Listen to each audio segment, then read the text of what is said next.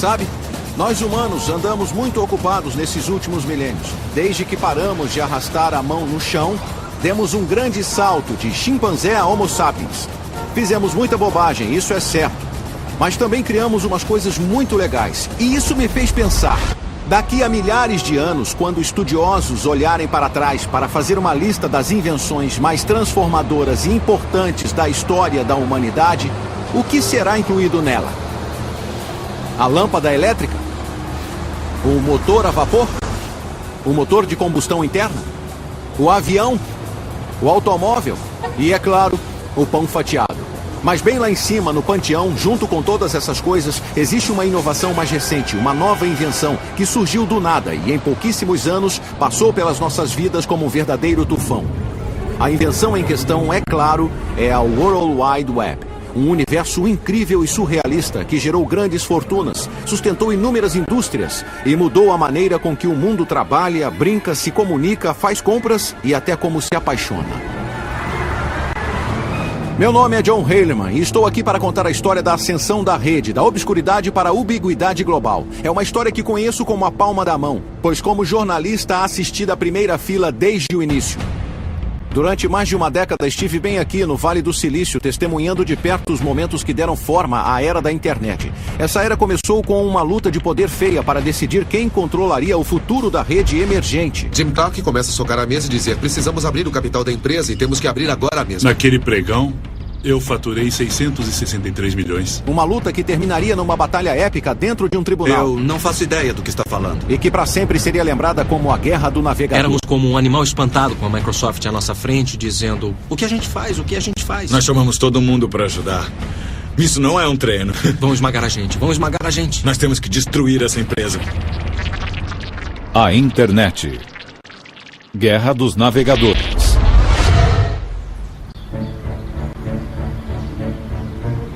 Hoje todos estamos acostumados com a rede, com os seus grafismos e sons enfeitados, onde um clique do mouse pode nos direcionar a um novo caminho. Quem sabe onde se pode parar? Ah, que droga! Mas no início dos anos 90 a rede era muito diferente. Era basicamente uma rede de pesquisa obscura, inventada alguns anos antes por um cientista inglês chamado Tim Berners-Lee.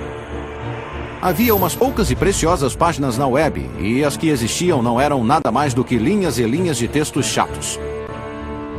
Era preciso ser um geek para ficar empolgado com aquilo. Mas um desses geeks, um estudante visionário de ciência da computação da Universidade do Illinois chamado Mark Andreessen, teve uma ideia doida. Ele imaginou um futuro onde todo mundo, inclusive gente comum como você e eu, adotassem a rede como parte da nossa vida diária. O Andreessen trabalhava num cubículo perto de mim e ele estava trabalhando num produto diferente.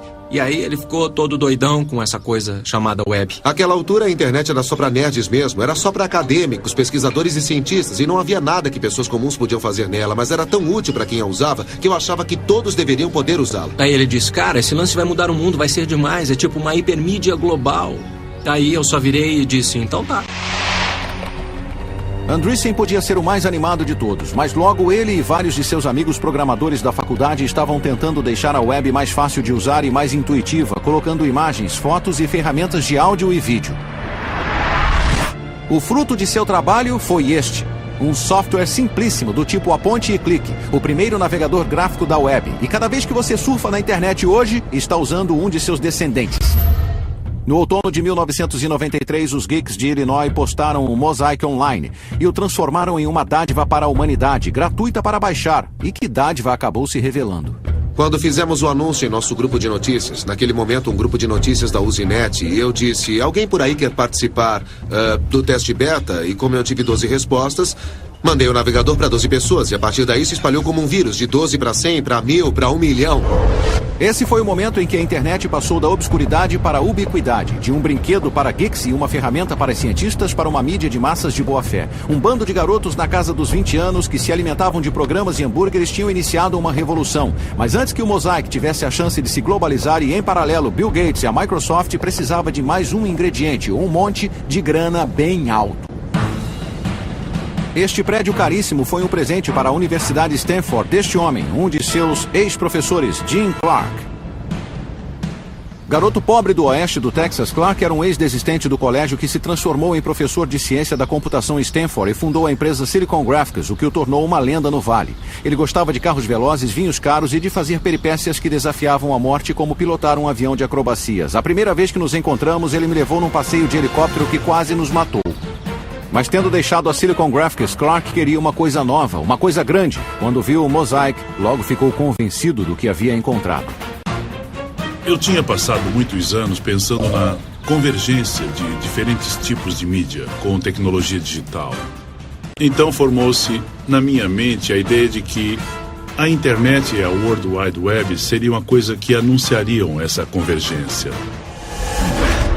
Sem perder tempo, Clark contatou Mark Andreessen, que tinha se formado no colegial e, com estilo, deixou Illinois com um emprego no Vale do Silício. Fevereiro de 94. Estou no trabalho e recebo um e-mail de Jim Clark dizendo: estou pensando em fundar uma nova empresa de software. Vamos marcar uma reunião e conversar? Então eu disse: bem, isso é interessante. Então infringi a minha regra de não acordar antes do meio-dia e tomei café da manhã com ele às 7 da manhã. Nos meses que se seguiram, Mark e Clark se tornaram inseparáveis, enquanto tramavam como transformar o Mosaic na base de uma empresa comercial. Mas isso obviamente não era uma coisa que eles podiam fazer por conta própria. Eles precisavam de uma equipe e logo embarcavam num avião rumo a Illinois, numa viagem de recrutamento que seria a centelha da era da internet. Pegamos um avião e chegamos no final da noite e encontramos todo mundo numa pizzaria. Aí nos sentamos, tomamos cerveja, comemos pizza e falamos genericamente sobre as nossas ideias. Acho que estávamos todos um pouco intimidados, para dizer a verdade, porque ele era um figurão do Vale do Silício, ele era relativamente famoso, tinha fundado uma empresa de informática bem grande. Todo mundo sabia que ele tem muita grana, que estava vindo para cá, mas ele nos ouviu. Na época eu não tinha um conceito de como ganharíamos dinheiro, mas é como muitas outras coisas. Se existem tantas pessoas usando uma coisa e ela tinha expandido para 1 milhão de usuários em um período de 9 meses, devia haver um jeito de faturar com ela. Mas esses caras não tinham ideia nenhuma. Na época, o que importava a Clark era fazer os geeks de Illinois subirem a bordo. Então ele lhes fez uma oferta muito além de seus sonhos mais loucos. E cada um de nós voltou com brilhos nos olhos, meio nas nuvens, sabe? E eu tava só no primeiro ano da universidade. E de repente recebi uma oferta de emprego em tempo integral antes mesmo de me formar, e com toda aquela grana foi tipo, nossa, que demais, por que eu ia recusar, né? Olhando para trás, pode parecer óbvio que o navegador da web mudaria o mundo. Mas embora Jim Clark possa ter sacado esse insight, a maioria das pessoas não sacou, inclusive uma que se esperaria que tivesse sacado imediatamente: Bill Gates. Gates, é claro, era o cofundador CEO da Microsoft, a mais importante e fantasticamente lucrativa empresa de alta tecnologia de todas. No decorrer de 2 décadas, a Microsoft tinha estabelecido praticamente um monopólio sobre os sistemas operacionais dos PCs e tinha usado esse monopólio para passar a controlar toda a indústria da computação. A web era cyberespaço na forma de uma estrada enorme, veloz e extasiante, capaz de levar você aonde sua curiosidade o conduzisse. Mas Bill Gates achava que essa estrada da informação devia ter pedágio. A Microsoft controlaria todas as cabines e todos deveríamos pagar para dirigir nela. Valeu, cara. O sistema online de Gates se chamava, nossa, que surpresa, Microsoft Network. E em 1994, muita gente inteligente presumiu que ele conseguiria impingi-lo ao mundo, como era de costume. Ali estava a super autopista de informação que os futuristas vinham prevendo há anos. E embora Gates ainda não tivesse se dado conta, o seu pior pesadelo estava para se tornar realidade. Um bando de moleques tão jovens e ambiciosos quanto ele já estava para ameaçar tudo o que ele representava e tudo o que a Microsoft tinha realizado.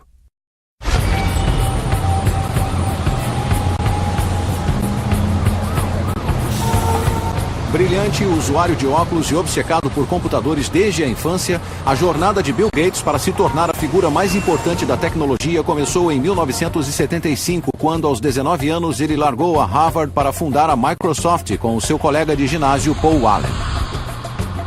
A visão de Bill Gates era simples e muito ambiciosa. Um PC em cada mesa, em cada lar e em cada escritório. E cada um desses PCs rodando com software da Microsoft. Em 1993, seu sonho chegou perto de se tornar realidade. Cerca de 90% dos PCs do mundo rodavam com o Windows da Microsoft. Gates e o exército que ele havia reunido no gigantesco campus da Microsoft nos subúrbios de Seattle ralavam muito e eram muito duros com os seus rivais. A ascensão da empresa havia deixado um rastro de corpos atrás de si. Havia o Lotus, havia o World Perfect, havia o Borland, havia o Novell, até mesmo a poderosa IBM, todos deixados de joelhos. Gates agora era um dos homens mais ricos e influentes na face da Terra, e ele sabia disso. Certa noite, em um jantar, ele e alguns amigos discutiam a eleição de Bill Clinton à presidência, e Bill Gates soltou essa: "Eu tenho tanto poder quanto o presidente tem." A mulher dele o chutou embaixo da mesa ao ouvir isso, mas a verdade é que ele podia ter razão.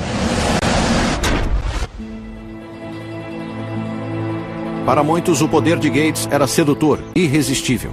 Se você era um engenheiro de software jovem e faminto como Thomas Werdon, ou Harvey Partovi, ou um executivo experiente como Sam Jadala, a Microsoft era o lugar para se estar. Um lugar onde não importava se você era bonito ou atlético. Um lugar onde a inteligência, medida pela habilidade de criar programas fantásticos, era a única coisa que importava. Em outras palavras, o nirvana dos nerds. No início dos anos 90, o campus da Microsoft abrigava uma cultura muito dinâmica. Havia muitas das pessoas mais inteligentes em ciência da computação de todas as idades. Mas, no geral, era uma empresa surpreendentemente jovem. A idade média na empresa era 26, 27. A Microsoft não era a maior empresa de software do mundo, mas de um jeito estranho era a mais badalada e estava claro. Simplesmente você sentia uma coisa ao passar pela porta. Era um tipo de arrogância que acompanhava todo mundo que trabalhava na Microsoft. Não eram só os engenheiros. Entrei na Microsoft em 1987 e era um grupo de pessoas que queria vencer. Era um grupo de pessoas muito agressivas com toda a concorrência que havia. O comportamento da Microsoft era mesmo radical, mas a sua inspiração não era tanto a arrogância, mas sim o medo e a insegurança. Gates sabia que a qualquer momento algum iniciante qualquer numa garagem em algum lugar poderia surgir e derrubar a Microsoft do mesmo jeito que eles fizeram com outros. E junto com seu primeiro tenente, Steve Ballmer, ele estava determinado a impedir que isso acontecesse. Diferentemente de Gates, que havia largado a faculdade, Ballmer tinha se formado em administração. Enquanto Gates era o superego da Microsoft magricela e cerebral, Ballmer era o Ed feroz, corpulento e emotivo. Não era nada comparado ao próprio Gates, o mais inteligente de todas as pessoas inteligentes da Microsoft. Um crânio que não aceitava bem nenhum revés, se é que ele sofria algum. Isso é ridículo. Mas eu não isso vou é usar necessário. essa coisa. Não. Alguém está confuso. Alguém não está pensando. Quer dizer, nunca mesmo. Vocês nunca entenderam o princípio da coisa. Todas as vezes que me encontrei com Gates, houve apenas um elemento consistente. O momento em que ele dizia que alguma coisa que eu disse tinha sido a coisa mais estúpida que ele já tinha ouvido. E eu nem trabalhava pro cara. Mas Thomas Werdon, sim.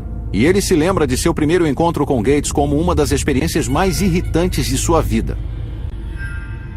Ele não é conhecido por distribuir elogios. Ele só dizia tipo... É bom, tá bom. Provavelmente vamos ter que fazer mais do que isso. E esse era o máximo de feedback que a gente recebia. E não era desinteresse por parte dele. Eu acho que o que aprendi na época é que não ser detonado por ele já era uma grande vitória. Se ele não tivesse te chamado de idiota umas 19 vezes, então a sua reunião com Bill tinha sido boa. Com os protegidos da Microsoft sob seu domínio, bilhões de dólares em sua conta bancária e o lançamento do Windows 95 já visível no horizonte, o Bill Gates de 93 estava para se tornar o imperador mundial da alta tecnologia. Contudo, menos de 2 anos depois, Gates seria forçado a fazer um dos retornos mais acentuados da história corporativa, porque Clark Andreessen e sua equipe estavam para entrar em cena e jogar um obstáculo enorme em seu caminho.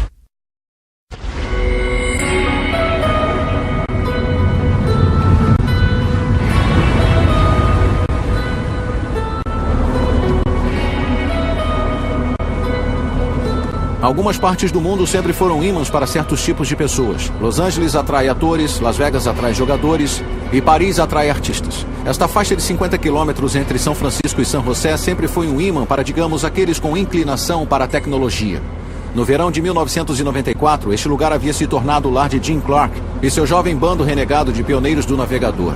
Nos meses seguintes, eles lançariam a empresa de software que teria o crescimento mais rápido que o mundo já havia visto, a Netscape Communications. Sob o olhar vigilante de Clark, o pessoal da Netscape defendia a causa de ampliar o alcance da ainda embrionária web e talvez conseguir enriquecer nesse processo. Mas antes, eles tinham de enfrentar um caso grave de choque cultural. Eu nunca tinha estado na Califórnia antes, e quando cheguei aqui foi tipo, como é que ninguém nunca me falou desse lugar antes? Isto é a Meca.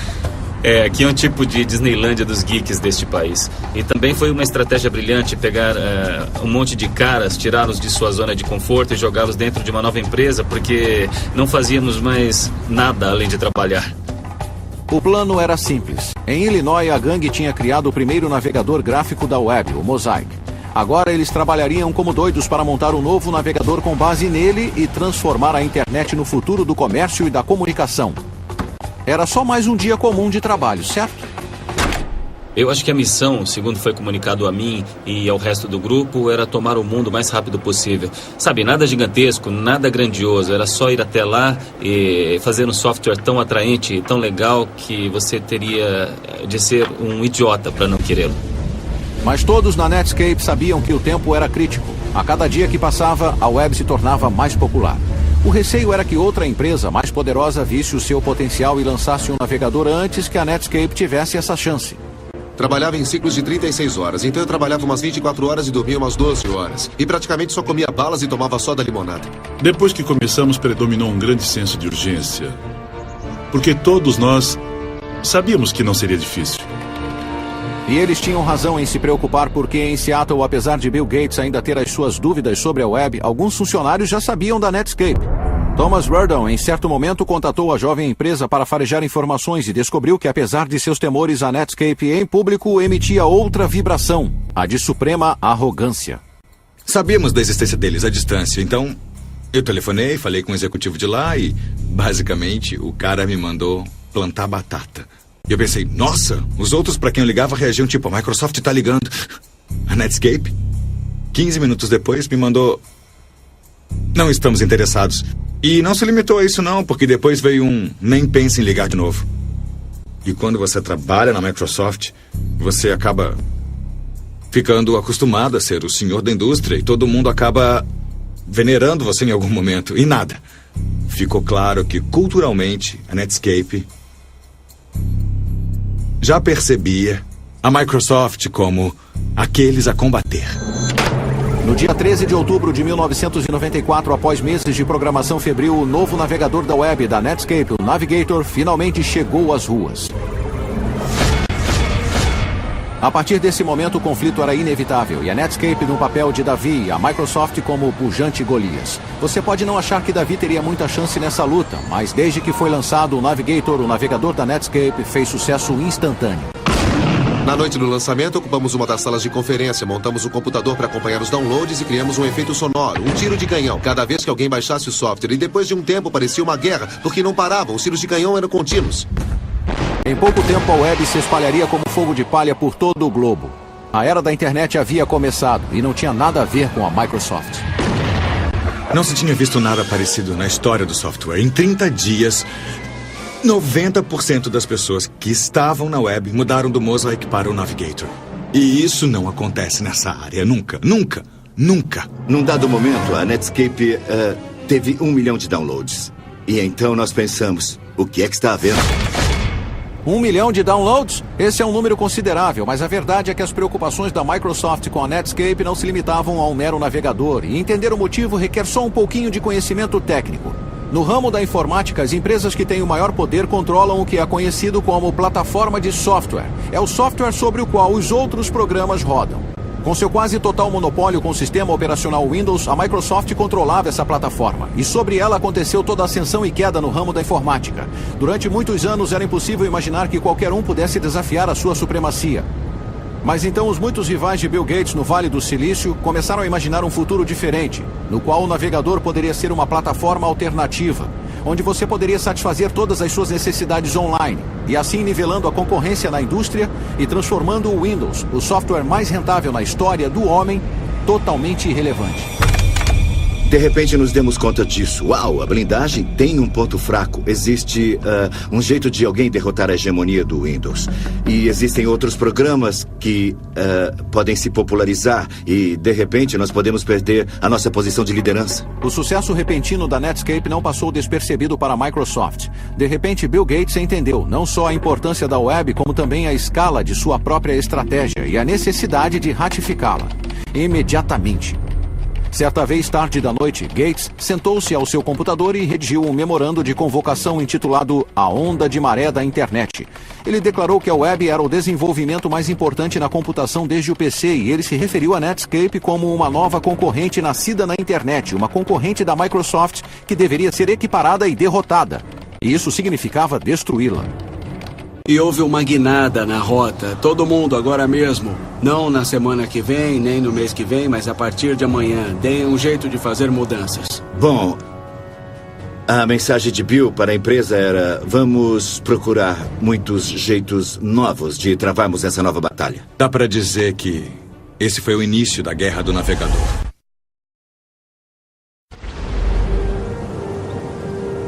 Em 1993, fora de um pequeno círculo de hackers de computadores e cientistas da pesada, a internet era desconhecida e mal amada.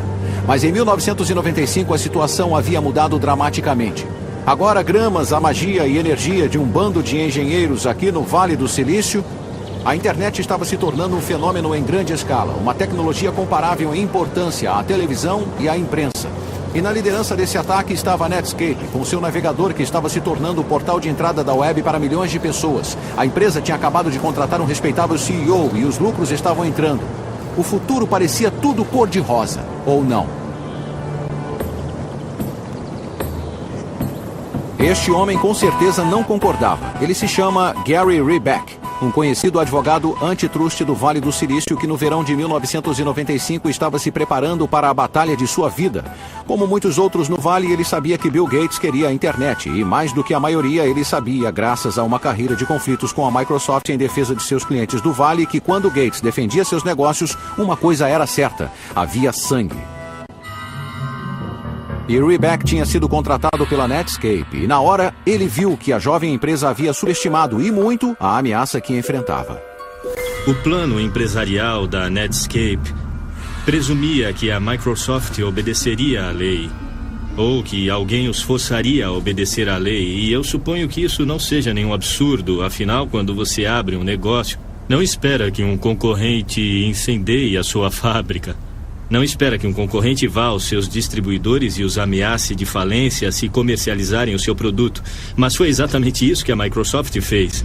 O problema para a Netscape era que a Microsoft e Bill Gates tinham percebido que a jovem empresa era a principal ameaça à sua dominância continuada. Na salva de abertura de uma guerra de alta tecnologia, Gates despachou um grupo especial de enviados, incluindo Thomas Werdon, para um encontro de chefões por trás das linhas inimigas aqui, onde então era a sede corporativa da Netscape. E o resultado foi uma das reuniões mais controversas da história empresarial moderna. Sabe-se com certeza que a reunião entre a Microsoft e a Netscape aconteceu aqui, mas o que aconteceu por trás de portas fechadas ainda é assunto de muito debate. A versão da Microsoft é mais ou menos assim. Nós fomos até lá em junho de 1995 e tivemos uma discussão bem aberta com eles sobre como poderíamos trabalhar com a Netscape, como trabalharíamos com ele em servidores da web, navegadores e como daria para usar, tipo, o Microsoft Word para rodar com o software da Netscape. Foi uma discussão bem ampla, que rolou por umas 6 horas, um dia inteiro de discussões. E foi interessante, a reunião correu fácil e amistosamente. Ei, isso não parece tão ruim, mas a versão dos eventos da Netscape foi só um pouquinho diferente. Eles foram à reunião e fizeram uma oferta. E a oferta era: eu venço e talvez vocês sobrevivam. Ou eu venço e talvez vocês não sobrevivam. Basicamente, essas eram as duas escolhas. Parecia aquela cena de O Poderoso Chefão. A Netscape recebeu uma oferta que não podia recusar. Eu era um bebê, e eu e alguns dos outros garotos fomos lá, e ao estilo do Poderoso Chefão, ameaçamos a Netscape. Isso é um absurdo, é descaradamente absurdo. A Microsoft nos ofereceu $1 milhão por acesso ilimitado a toda a nossa tecnologia, e esse era um montante total da oferta. Então, essencialmente, eles disseram: compraremos toda a sua empresa por $1 milhão. Peguem ou larguem, mas se largarem, nós vamos copiar tudo o que fizerem. Eu me lembro de ter pensado na hora: se isso não é ilegal, deveria ser. Se as afirmações da Netscape fossem verdadeiras, isso significava que a Microsoft tinha infringido a lei antitruste americana para ser exato. O objetivo da lei era restringir o comportamento de empresas detentoras de monopólios, e a maioria dos especialistas não concordava que era isso que a Microsoft tinha com o seu sistema operacional Windows. Poucas horas depois da reunião, a Netscape pediu a Gary Reback que alertasse o Departamento de Justiça americano sobre o ocorrido e começasse a estabelecer as bases para um processo contra a Microsoft. Mas Thomas Werdon farejou algo estranho. Porque a Netscape tinha um advogado antitruste. E não era um advogado qualquer, mas era o lendário Gary Reback. O cara que ficou famoso por perseguir a Microsoft por anos, tentando incitar o governo a abrir um processo contra a Microsoft. E aí, eu sabia que tínhamos sido enganados. A reunião tinha sido uma armação. Uma teoria paranoica? Sem dúvida. Na época, a Netscape era a empresa jovem de alta tecnologia do momento. Então por que precisaria armar contra a Microsoft? Em Wall Street, analistas e banqueiros tinham começado a cantar louvores, falando do futuro brilhante que haveria se a Netscape se tornasse pública.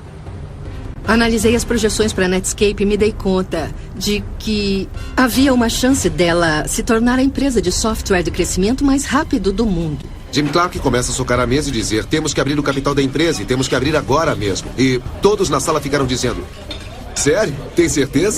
Praticamente dava para prever que teríamos entre 60 e 80 milhões em faturamento naquele ano. Espera um pouco aí. Só um minuto, vamos pensar nisso.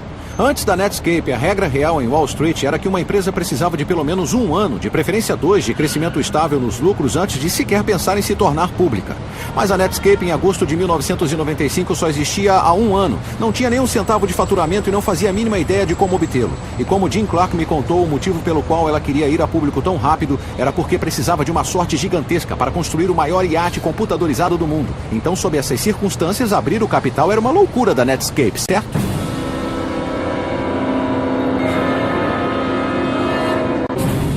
Errado. Em seu primeiro dia na bolsa, as ações da Netscape subiram como um foguete, provocando um crescimento na internet que ressoaria pelo resto da década.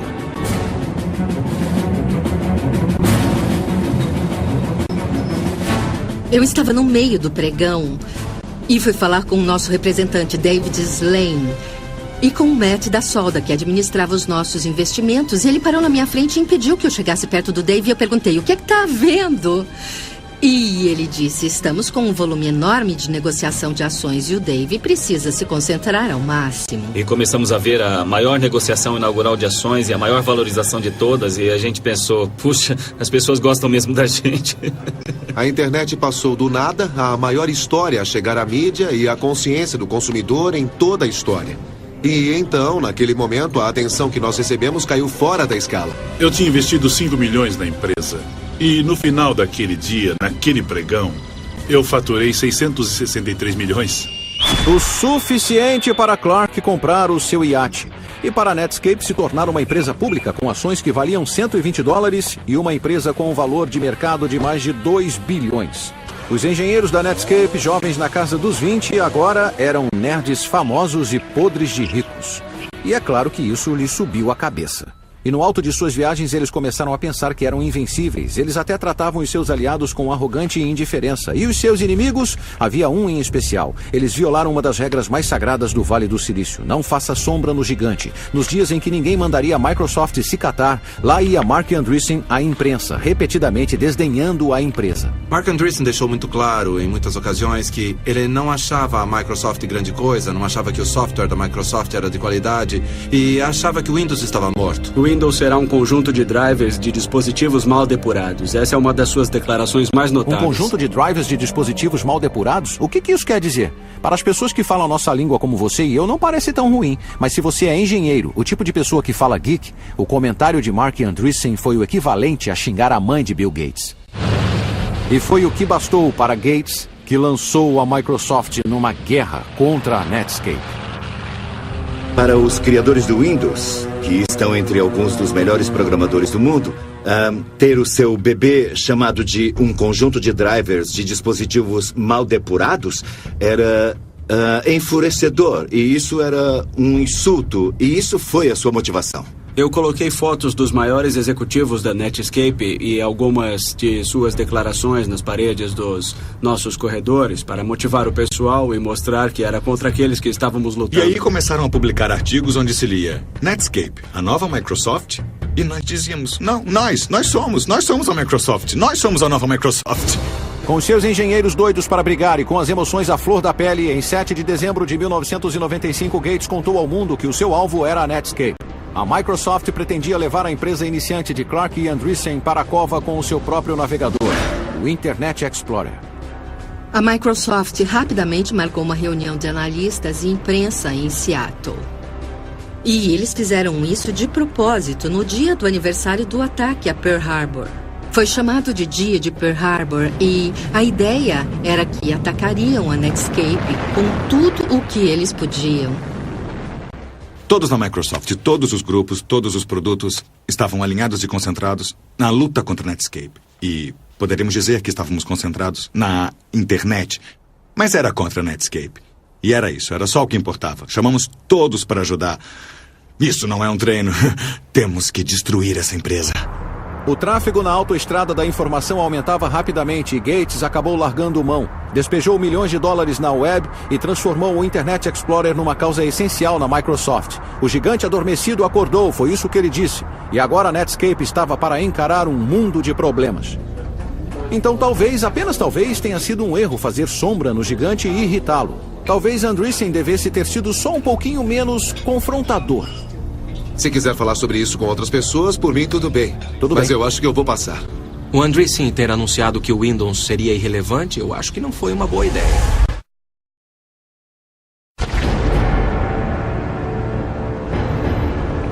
Em 1996, a internet estava no auge. Com bilhões de dólares em jogo, a Microsoft e a Netscape estavam num duelo de titãs para ver quem se tornaria a força dominante no admirável mundo novo da web. E agora ele entrava em sua fase final, a mais dramática, e para a Netscape, a fase mais devastadora. Apesar da Netscape ter começado antes, a equipe do Internet Explorer da Microsoft tinha algumas boas vantagens, grandes recursos financeiros, muitos programadores talentosos e um líder, Bill Gates, que estava disposto a fazer qualquer coisa, inclusive infringir a lei para aniquilar a Netscape. A empresa de jovens que agora dominava a web havia conquistado o fascínio do público e ameaçava finalmente minar a dominância de medo da Microsoft. Eu me lembro de voltar à faculdade e conversar com os amigos e dizer a eles: eu estou trabalhando na criação de um concorrente da Microsoft para o Netscape, e o pessoal ficou rindo, pensando: você está viajando, não tem como. O plano da Microsoft era bem simples: analisar cada movimento da Netscape e imitá-lo, lançar versões sequenciais do Internet Explorer e lentamente acabar com a liderança da Netscape no mercado de navegadores, 1 ponto percentual por vez. A minha rotina era me levantar, dar o café para os meus filhos, levá-los para a creche e chegar ao trabalho lá pelas 9h30 da manhã. Então ficar até as 3h30 da madrugada. Eu ia para casa, dormia umas 4 horas, acordava com as crianças, tomava café, as levava à creche e trabalhava das 9h30 às 9h30. Comparado aos outros funcionários da Microsoft, não recebíamos nenhum adicional, só tínhamos medo de que o nosso produto perdesse. E não eram só os engenheiros que trabalhavam como se a vida deles dependesse disso. Gates também tinha à sua disposição uma outra arma formidável, o seu obscuro exército de vendedores. Ardilosos, implacáveis e às vezes furtivos, a sua missão era clara: tirar o Navigator da Netscape do mercado por quaisquer meios necessários, cortar o seu suprimento de oxigênio, como um funcionário da Microsoft disse, e enfiar o Internet Explorer goela abaixo de cada cliente da Microsoft. As pessoas que vendiam software a fabricantes de PCs eram como um culto obscuro de pessoas que sabíamos estar faturando de um jeito que talvez nem fosse bom saber. E eles eram como ninjas. Era uma coisa tipo: não pergunte a eles o que fazem, como fecham acordos. Eram acordos de $500 milhão, ou seja, eram vendas bem grandes de multimídia. E eles faziam seja lá o que for que eles faziam, e eu não queria saber, e as pessoas à minha volta também não. O exército silencioso de vendedores assassinos de Gates usou todo tipo de tática maliciosa para impedir que os fabricantes de PCs instalassem outro navegador que não o Internet Explorer. Eles disseram à Compaq que se distribuísse nosso navegador, a Microsoft cancelaria a licença do Windows. Bem, a Compaq não poderia atuar sem a licença do Windows e, portanto, não distribuiria o nosso navegador. Podia-se dizer o que quisesse sobre o jogo sujo da Microsoft, mas estava funcionando. Enquanto as duas empresas corriam cabeça a cabeça com versões sequenciais de seus navegadores, a fatia de mercado do Internet Explorer ia crescendo e a Netscape começou a sentir o bafo da Microsoft em seu pescoço. Não havia espaço para erro. Se perdêssemos um só prazo, o cara já estava nos nossos calcanhares. Então não havia brecha, foi duro. Éramos como um animal espantado com a Microsoft à nossa frente, dizendo: o que a gente faz? O que a gente faz? Vão esmagar a gente. A sensação de morte iminente da Netscape foi incrementada por mais um fator. Para a empresa poder ficar à altura de seu potencial, ela precisava ser lucrativa, então cada centavo de lucro era precioso. Mas a Microsoft tinha bilhões de dólares no banco, e isso lhe permitiu fazer uma coisa extraordinária. Em vez de cobrar por seu navegador da web como a Netscape precisava, a Microsoft podia dar o Internet Explorer de graça, no pacote integrado do sistema operacional Windows. Com o IE4, acabou. Não era mais: vamos vencer com o Explorer 4. Nós já tínhamos mais de 80% dos usuários, ou seja, todo mundo. Em setembro de 97, a Guerra dos Navegadores terminou. A Microsoft saiu triunfante. A Netscape estava recuando, com os negócios por um fio, e sua sobrevivência era questionada. Para marcar o lançamento do Internet Explorer 4, Bill Gates decidiu dar uma festa para os guerreiros do software que criaram seu novo navegador. Mas em vez de fazê-la aqui, em Seattle, ele decidiu que seria muito mais delicioso aqui, em São Francisco, no coração do território da Netscape. Durante a celebração que se seguiu, Thomas Werdon e seus colegas bêbados notaram um E, o símbolo do Internet Explorer de quase 3 metros no saguão da festa, e foram tomados por uma ideia demoníaca, mesmo que inebriada. Decidimos içar aquele E enorme, pesando centenas de quilos num caminhão, e nós não conseguimos prendê-lo de jeito nenhum. Depois de prender o E gigantesco na caçamba do caminhão, os funcionários bêbados da Microsoft pagaram um motorista para levá-los até o Vale do Silício. E eles o jogaram aqui, na fonte da Netscape, e então voltaram para o hotel. Uma brincadeira infantil? Com certeza, mas também muito significativa. Daquele momento em diante, a Netscape só declinaria. Um ano mais tarde, a sua fatia de mercado, agora na casa de um único dígito e caindo, a empresa que anunciou a era da internet foi comprada por uma empresa muito maior, mas muito mais careta, a AOL. Nós tínhamos a sensação de fazer uma coisa que duraria, e aí sermos incorporados pela AOL foi uma sensação bem ruim. Acabou, já era, não vai durar. E isso foi bem difícil. Jim Clark também ficou chateado com a morte da Netscape, mas ele tinha alguns milhões jeitos de se consolar. Eu havia investido 5 milhões na empresa e faturei quase 2 bilhões. Isso foi um pouco além do que eu precisava. Um pouco além. Todos os engenheiros originais do Netscape também ganharam os seus milhões, mas no fim eles só podiam pensar no que poderia ter sido. Sabe, nós não éramos nada. Éramos muito melhores que isso. Éramos muito melhores. Nós seríamos perdedores benevolentes. Não, nós teríamos sido maus. Eu sei disso agora, quer dizer... nunca tivemos a chance de ser realmente maus. Jim Clark e a sua gangue de programadores podiam ter sido derrotados, mas pelo menos para eles a guerra havia terminado. Contudo, para a Microsoft e para Bill Gates era o oposto.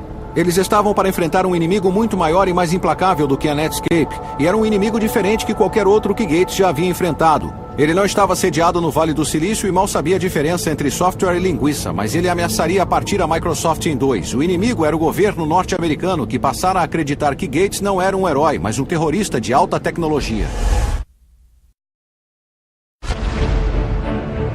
O ano é 1998 e o Departamento de Justiça dos Estados Unidos, incentivado pelos inimigos da Microsoft no Vale do Silício e em particular pela Netscape e seu advogado Rottweiler Gary Reback, abriu um histórico processo antitruste contra a empresa de Bill Gates. O governo acusou a Microsoft de usar o monopólio do Windows para executar uma série de práticas empresariais predatórias e excludentes para evitar que consumidores acessem os produtos da Netscape e assim enterrar a empresa iniciante e pioneira. Agora, com o futuro da Microsoft na balança, o homem que havia dito ser tão poderoso quanto o presidente viu a sua empresa ser arrastada para os tribunais, acusada de ser uma canalha que infringia a lei, e ele foi forçado a aguentar uma maratona de depoimentos filmados em vídeo. Eles haviam feito perguntas a ele e filmado as suas respostas, antes do julgamento. E eu acho que isso era algo novo para Bill Gates, ter alguém lhe fazendo perguntas duras que ele não podia se recusar a responder. O senhor digitou aqui, importância grande. Não. Não? Não, eu não digitei isso. Quem digitou grande? Um computador. Aqui estava o homem mais rico do mundo como o público nunca havia visto antes. Petulante e passivo-agressivo. Ofuscante e obscurantista como um sofista. Um pedante, um amnésico, um bebê. Eu nunca vi um selo como esse. Eu nunca usei um selo como esse. Nunca viu selos como esse em cada um dos documentos que lhes foram mostrados durante este depoimento? Poderia me trazer as provas? Isso é perda de tempo. É uma perda de tempo. Eu não faço ideia do que estão falando quando dizem pedir. Então, nessas fitas, deu para ver que ele não dizia bem a verdade. No tribunal, o governo mostrou Gates na tela, negando qualquer conhecimento sobre a infame reunião de junho de 1995 com a Netscape, inclusive dizendo que, na época, eu não sabia o que a Netscape estava fazendo. Mas quando mostraram ao tribunal um e-mail enviado por Gates e alguns funcionários de alto escalão da Microsoft algumas semanas antes da reunião, delineando a sua estratégia para lidar com a Netscape, Gates declarou que havia um acordo poderoso a fazer com a Netscape e que talvez a Microsoft devesse comprar uma parte da empresa ou coisa assim, dizendo que ele realmente queria ver isso acontecer. Tivemos pessoas que forçaram a barra e fizeram acordos que, em retrospecto, não deveriam ter sido feitos. Eu diria que sim, acho que fizemos. E isso dificultou muito para a nossa concorrência, porque nós aproveitamos da nossa posição e, claramente, infelizmente, foi isso que se tornou a nuvem escura sobre a Microsoft. Ter um processo anticompetitivo aberto contra nós significava que o que estávamos tentando fazer era pior para os consumidores, mas em meu trabalho diário eu sempre quis fazer um produto melhor. Para que as pessoas que eu conhecia, a minha mãe, o meu irmão, os meus amigos, usassem o meu produto porque ele era melhor. Em junho de 2000, o juiz federal encarregado do caso da Microsoft deu o seu veredito final. Culpada, culpada, culpada. E ele recomendou que a empresa fosse dividida, fazendo com que o seu valor na bolsa caísse 30 bilhões de dólares da noite para o dia. O veredito fez com que a equipe do Internet Explorer caísse das alturas para o chão. Mas foi mais duro ainda para o próprio Gates. O julgamento havia pesado muito para o chefe da Microsoft. Ele ficou desgastado, derrotado e fisicamente doente. A certa altura, alguns membros do conselho da Microsoft me disseram que Gates até foi às lágrimas na reunião do conselho da empresa. Contudo, finalmente, uma corte federal de apelação, embora concordasse que a Microsoft tivesse infringido a lei sistematicamente, decidiu que o veredito foi duro demais e rescindiu a ordem para dividir a empresa. Para muitas pessoas, pareceu que a Microsoft tinha se safado com assassinato de novo. Mas agora, alguns anos depois, aqui em Stanford, diante do prédio da ciência da computação Gates, ironicamente pertinho do edifício pago por Jim Clark, a história não parece tão simples.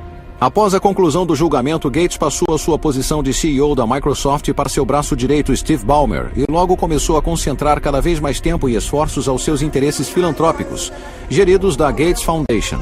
O que ficou claro é que, tal qual J.D. Rockefeller, o barão da borracha de uma era anterior, Gates poderia acabar mudando o mundo com seu trabalho beneficente, tanto quanto o fez com a Microsoft. E está igualmente claro que a Microsoft não é mais a força que já foi. O jeitão e a bravata de cowboy que definiu a empresa em sua época de ouro já era.